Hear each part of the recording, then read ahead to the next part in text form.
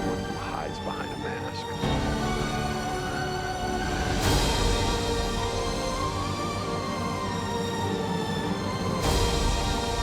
I used to think that my life was a tragedy.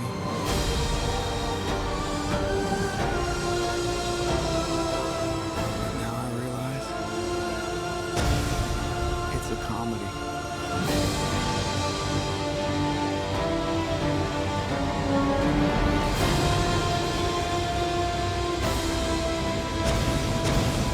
After WB began rolling out their ambitious DC slate, attempting to create a cinematic universe akin to the MCU, the results came back mixed, albeit successful for the most part.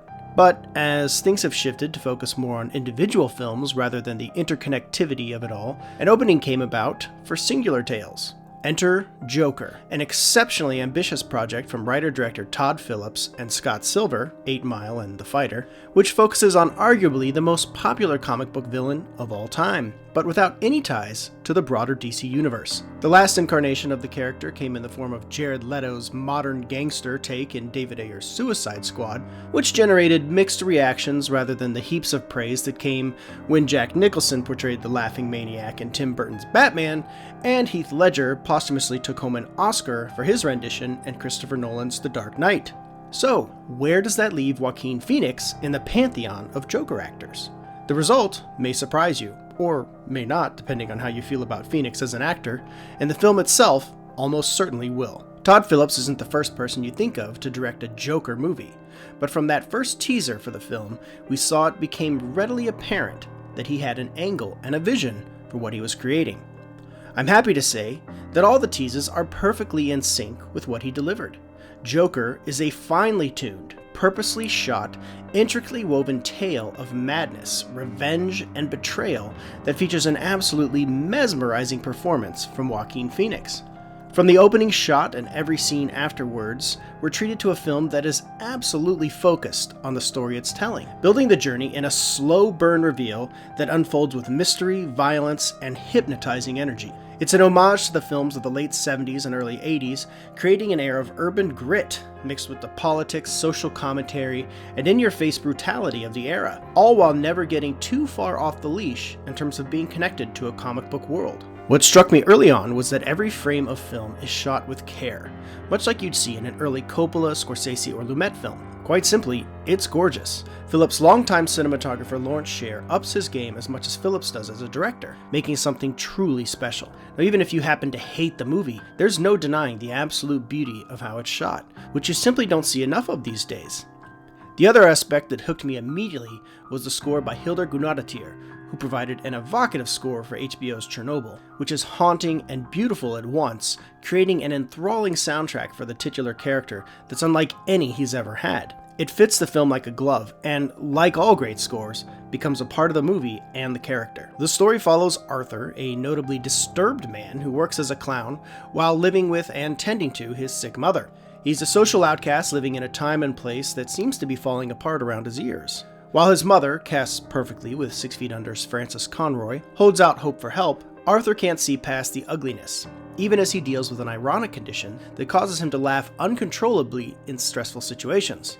Now, like many anti-heroes of the 70s and 80s, Arthur is confused, he's hopeless, delusional, and ultimately, as he discovers, capable of lashing out. In many ways, it's almost the perfect profile of the birth of a serial killer. But Arthur can be further deconstructed via his comic roots, which the film doesn't shy away from, even if not overt in its execution. As Arthur discovers who he really is, or rather who he thinks he is, we witness his rise, which, if you're measuring between good and evil, would actually be his fall. By all accounts, this is an origin story. Take a few pieces off the board, and you could very well call the film Arthur rather than Joker, and none would be the wiser to its comic roots, which pulls from all manner of past comic tales without ever settling on any one particular take. The supporting cast is strong here, with Robert De Niro having a significant presence in the film as a talk show host that Arthur admires. Zazie Beetz is a welcome presence and offers up a small glimmer of hope in Arthur's crazy world. Brian Tyree Henry and Mark Maron appear in just one scene each, but make for interesting characters and roles that could have been anyone.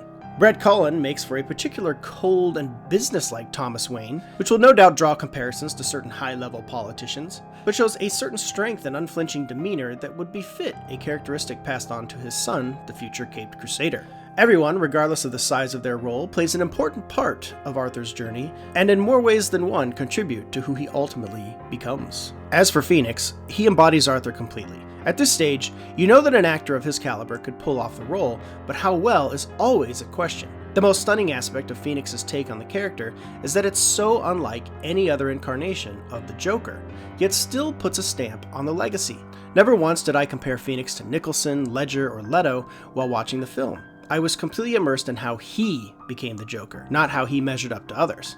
And by the time he made his full transformation, I was fully invested, fully transfixed, and ready to watch his journey continue. Phoenix creates a variety of laughs that fit the character at different moments and emotions throughout the film, and mannerisms that harken back to the comics while being uniquely new to the big screen. The commitment and absolute immersion into the role of Phoenix is nothing short of amazing, and something that will bring audiences back for repeat viewings. It's another example of why Phoenix is absolutely one of the best actors working today. While the film addresses its comic roots, it never lives and breathes within them.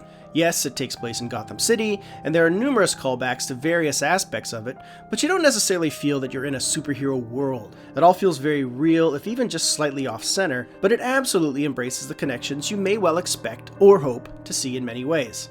That said, this is the Joker's journey. What that means to each person that sees it will be something different. Joker is as ambiguous as it is enthralling, and it will no doubt inspire much discussion, think pieces, theories, and debates long after it leaves theaters.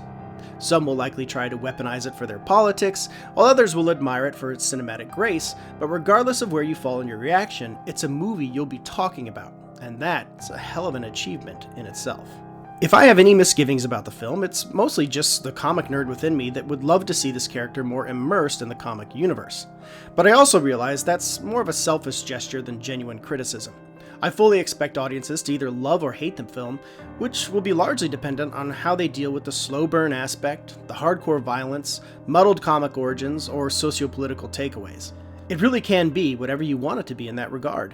It's most certainly the darkest take on a popular comic book villain we've seen to date, but I think that's something audiences are finally ready for after enduring more than a decade of the superheroic aspects of the genre. The success of Amazon's The Boys is a good indicator of that as well, and Joker may not be as cheeky or excessively gory, but it's absolutely a welcome outlier to the influx of formulaic superhero films, which I also happen to love. Phillips and Phoenix have crafted a truly unique take on the character and raised the bar of their individual work to boot, paving the way for, hopefully, a wealth of more diverse, compelling, and riskier takes on these iconic characters that will challenge our perceptions and leave us with something to chew on for years to come. For all that and more, I give Joker a 9 on 10.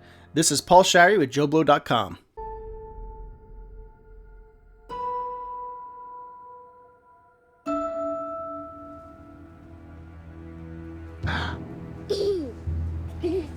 Can you please stop bothering my kid? Sorry. Arthur, I have some bad news for you.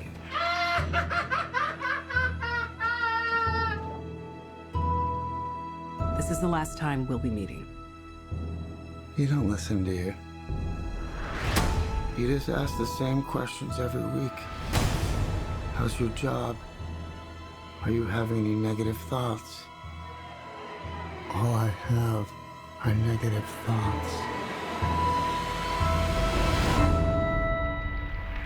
And finally, in a world where everyone thinks they could do my job, check out this guy. When I was a little boy and told people I was going to be a comedian, everyone laughed at me. Well, no one's laughing now.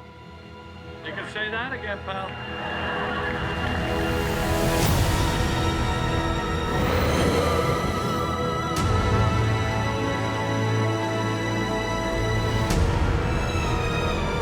It's so awful, isn't it?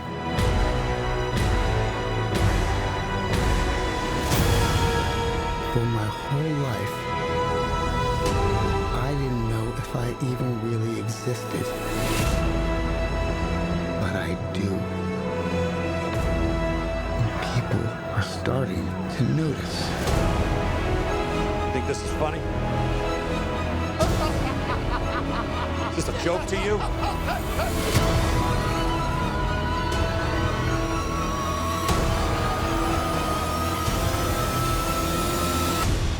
Murray, one small thing. Yeah. When you bring me out, can you introduce me as Joker?